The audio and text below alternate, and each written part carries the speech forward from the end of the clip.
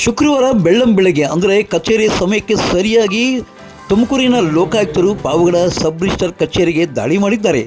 ದಾಳಿ ವೇಳೆಯಲ್ಲಿ sub register ಕಚೇರಿಯ ಎಲ್ಲ ಕಡತಗಳನ್ನು ಪರಿಶೀಲನೆ ಮಾಡಿದ್ದಾರೆ. ಈ ವೇಳೆ ಪ್ರಭಾರ ಸಬ್ ರಿಜಿಸ್ಟರ್ ಆಗಿ ಕಾರ್ಯನಿರ್ವಹಿಸುತ್ತಿರುವ ವೇಲಗೊಂದಿಯವರೇ ಆದ ನಾಗರಾಜ್ ಅವರು ಲೋಕಾಯುಕ್ತರಿಗೆ ಎಲ್ಲ ಕಡತಗಳ ಪರಿಶೀಲನೆಗೆ ಸಹಕರಿಸಿದ್ದಾರೆ.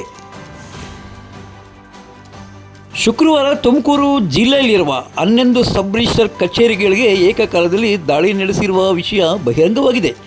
ಇನ್ನು ತುಮಕೂರಿಂದ ಆಗಮಿಸಿದ 4 ಜನರ ಈ ಒಂದು ಲೋಕಾಯುಕ್ತ ತಂಡ ಕೂಲಂಕುಷವಾಗಿ ಎಲ್ಲ ಕಡತಗಳನ್ನು ಪರಿಶೀಲನೆ ನಡೆಸಿದ್ದಾರೆ. ಇನ್ನು ಅಲ್ಲದೆ ಕೇವಲ ಶುಕ್ರವಾರ ಅಲ್ಲದೆ ಶನಿವಾರ ಸಹ ನಾಳೆನೂ ಸಹ ಈ ಒಂದು ಕಡತಗಳ ಪರಿಶೀಲನೆ ಮುಂದುವರಿಯಲಿದೆ ಎಂದು ಮಾಹಿತಿ ಪಾವಗಡ ಪವರ್ ನ್ಯೂಸ್ಗೆ ಲಭ್ಯವಾಗಿದೆ. ಇನ್ನು ಕೆಲ ದೂರುದಾರರು ಪಾವಗಡ ಪವರ್ ನ್ಯೂಸ್ಗೆ ಮಾಹಿತಿಯನ್ನು ಹಂಚಿಕೊಂಡಿದ್ದಾರೆ. ಬನ್ನಿ ಹಾಗಾದರೆ ಅವರು ಏನು ಹೇಳಿದ್ದಾರೆ ಅನ್ನೋದನ್ನು ನಾವೀಗ ನೋಡೋಣ. ಸರ್, ನನ್ನ ಹೆಸರು ರಾಮಂಜನೇಯ ಅಂತ, ಕರ್ನಾಟಕ ರಾಜ್ಯ ರೈತ ಸಂಘ ಜಿಲ್ಲಾ ಕಾರ್ಯದರ್ಶಿ, ಒಂದು ಪಾವಗಡ ತಾಲೂಕು. ಈಗ ನಾನು ಇಲ್ಲಿ ಮೊನ್ನೆ ಲೋಕಾಯುಕ್ತವರು ಮೊನ್ನೆ ಇದು ಸ್ಪೋರ್ಟ್ಸ್ ಆಟ ನಡು ಅವತ್ತು ದಿವಸ ಮೇಡಮ್ ಅವರು ಬೇರೆಯವ್ರಿಗೆ ಯಾರಿಗೂ ಟೀ ಕೊಟ್ಟು ಹೋಗಿದ್ರು ಶ್ರೀನಾಥ ಅಮ್ಮವರಿಗೆ. ಅವತ್ತು ದಿವಸ ಅದೇ ಕೇಸ್ ತಗೊಂಡು ಇವತ್ತು ಲೋಕಾಯುಕ್ತವ್ರು ಬಂದವ್ರೆ, ಅವರಿಗೆ ವಿಷಯ ತಿಳಿಸ್ತಾ ಇದ್ವಿ. ಈಗ ದೂರು ಬರ್ಕೊಟ್ರ ದೂರು ಈಗ ದೂರು ಕೊಟ್ಟಿದ್ದೀವಿ. ವೆಂಕಟಾಪುರದ ರವಿ ಅವರು ಯಾವ ವಿಚಾರವಾಗಿ ದೂರು ಕೊಟ್ಟಿದ್ದಾರೆ ಅನ್ನೋದನ್ನ ಕೇಳೋಣ. ಮೇಡಮ್ ಅವ್ರಿಗೆ ಯಾರ ದುಡ್ಡು ಕೊಡ್ತಾರೆ ಅವ್ರಿಗೆ ಮಾತ್ರ ಕೆಲಸ ಮಾಡ್ತಾರೆ, ಸುಮ್ಮನೆ ಪೆಂಡಿಂಗ್ ಆಗ್ತದೆ. ಪಾಪ ರೈತರಿಗೆಲ್ಲ ತುಂಬ ಓಡಾಡಿಸ್ತವ್ರೆ. ಇವರು ಇರೋದು ಇಲ್ಲಿ ಒಳ್ಳೇದಲ್ಲ. ಎಷ್ಟೋ ಜನ ಕಂಪ್ಲೇಂಟ್ ಮಾಡಿದ್ರೆ ಸೆಕೆಂಡ್ ಸಾಟರ್ಡೆ ದುಡ್ಡು ಕೊಟ್ಬಿಟ್ಟು ಎಲ್ಲ ಮನೆಯೆಲ್ಲ ವಿಡಿಯೋ ಎಲ್ಲ ಇಡೀ ರಾಷ್ಟ್ರದಲ್ಲೇ, ಇಡೀ ನಮ್ಮ ತುಮಕೂರು ಜಿಲ್ಲೆ, ಇಡೀ ಕರ್ನಾಟಕಕ್ಕೆ ಗೊತ್ತಾಗಾಯ್ತು. ಅನಾಧಿಕಾರಿ ಬಂದು ಬಾಗಿಲೆತ್ಬಿಟ್ಟು ಅದೆಲ್ಲ ನೀವು ವಿಡಿಯೋ ಸುದ್ದಿ ಮಾಡಿದ್ದೀರಿ. ಅವ್ರಿಗೆ ಯಾರು ದುಡ್ಡು ಕೊಡ್ತಾರೆ ಅವ್ರು ಟೀ ಕೊಡ್ತಾರೆ, ಡಾಕ್ಯುಮೆಂಟ್ ಮಾಡ್ತಾರೆ. ಖಾಸಗಿ ವ್ಯಕ್ತಿಗೆ ಬಂದು ಕಂಪ್ಯೂಟರ್ ಕೂರಿಸ್ಕೊಂಡು ಕೆಲಸ ಮಾಡಿಸ್ಕೊಂಡು ಈಸಿ ಅಪ್ಲೋಡ್ ಮಾಡಿಸ್ಕೊಂಡು ಏನು ಬೇಕು ಅವ್ರು ಮಾಡಿಸ್ಕೊತಾರೆ. ದುಡ್ಡು ಕೊಟ್ಟಿರೋದೆ ವಾರಗಟ್ಟಲೆ ತಿಂಗಳಗಟ್ಟಲೆ ಕಾಯಿಸ್ತವ್ರೆ. ನೀವು ಏನಕ್ಕೆ ಇರಬೇಕು ಗೊತ್ತಾಯಿದ್ದೀನಿ. ಹೆಸರು ಹೇಳಿ. ರವಿಕುಮಾರ್. ರೈಟಿಂಗ್ ಹೇಳ್ಕೊಟ್ರೆ ಇವತ್ತು ರೈಟಿಂಗಲ್ಲಿ. ಚಂದ್ರಶೇಖರ್. ಹಾಂ, ಲೋಕಾಯುಕ್ತರಿಗೆ ಏನು ದೂರು ಕೊಟ್ಟರು ಇವತ್ತು? ಈಸಿದು ಮಂಡೇ ಅಪ್ಲೋಡ್ ಮಾಡಿರೋದು, ಇಲ್ಲಿವರೆಗೂ ಕೊಟ್ಟಿಲ್ಲ. ಹೌದಾ, ಎಷ್ಟು ದಿನದಲ್ಲಿ ಕೊಡ್ಬೇಕದು? ಅದು ಅವ್ರ ಮನಸ್ಸು ಮಾಡಿದ್ರೆ 1 ದಿನಕ್ಕೆ ಕೊಡ್ಬೋದು, ಬಟ್ 3 days ಟೈಮ್ ತೊಗೋಬೋದು. 5 days ಆದ್ರೂ ಕೊಟ್ಟಿಲ್ಲ. ಈಗ ನೀವು ಕೊಟ್ಟು ಎಷ್ಟು ದಿನ ಆಗಿದೆ?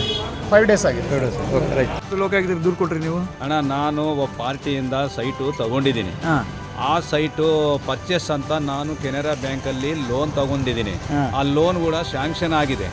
ಬ್ಯಾಂಕ್ ಅವ್ರು ಏನು ಹೇಳ್ತಾ ಇದ್ದಾರೆ, ನಿಮಗೆ ರಿಜಿಸ್ಟ್ರೇಷನ್ ಮಾಡಿದ ನಂತರ ಆವತ್ತೇ ಆ ಡೇಟಿಂದೇನೆ ನಮಗೂ ಬ್ಯಾಂಕಿಗೆ ಮಾರ್ಟ್ಗೇಜ್ ಮಾಡಿಸಿ ರಿಜಿಸ್ಟ್ರೇಷನ್ ಮಾಡಿಸ್ಬೇಕು, ಆದಮೇಲೆ ನಿಮಗೆ ಹಣ ಕೊಡ್ತೀವಿ ಅಂತ ಹೇಳಿದ್ದಾರೆ. ನಾನು ಬಂದು ರಿಜಿಸ್ಟ್ರೇಷನ್ ಆಫೀಸಲ್ಲಿ, ಸರ್ ರಿಜಿಸ್ಟ್ರೇಷನ್ ಆದ ನಂತರ ಆವತ್ತು ಆ ಡೇಟಿಗೇನೆ ರಿಜಿಸ್ಟ್ರೇಷನು ನಾನು ಬ್ಯಾಂಕ್ ಅವ್ರು ಮಾಡಿಕೊಡ್ಬೇಕು. ಆ ಥರ ಬೇರೆ ರಿಜಿಸ್ಟ್ರೇಷನ್ ಆಫೀಸ್ಗಳಲ್ಲೆಲ್ಲ ಮಾಡಿದ್ದಾರೆ, ನೀವು ಆ ಥರ ಮಾಡಿಕೊಡಿ ಸರ್, ಅನುಕೂಲ ಮಾಡಿ ಅಂತ ನಾನು ಕೇಳಿದ್ದೀನಿ. ಅವ್ರು ಆ ಥರ ಮಾಡ್ಕೊಡೋಕ್ಕೆ ಅನುಕೂಲ ಇಲ್ಲಪ್ಪ, ಆಗಲ್ಲ ಅಂತ ಹೇಳ್ತಾರೆ. ಲೋಕಾಯುಕ್ತರಿಗೆ ದೂರು ಕೊಟ್ರಾ? ನಾನು ಲೋಕಾಯುಕ್ತರಿಗೆ ದೂರು ಕೊಟ್ಟಿದ್ದೀನಿ. ಊರು ಯಾವುದು? ನಂದು ಬಿ ಮುಕುಂದ ನಾಯಕ, ನಲದೀಗ್ಲ ಬಂಡೆ, ಪಾವಗಡ ತಾಲೂಕು, ರೊಪ್ಪ ಗ್ರಾಮ ಪಂಚಾಯತಿ. ಈ ಒಂದು ದಾಳಿಯಲ್ಲಿ Tumakuru Lokayukta sub inspector Raju T, ಸಿಬ್ಬಂದಿ ನರಸಿಂಹರಾಜು, ರಾಘವೇಂದ್ರ, ಮಹೇಶ್, ನಳಿನ ಭಾಗವಹಿಸಿದ್ದರು.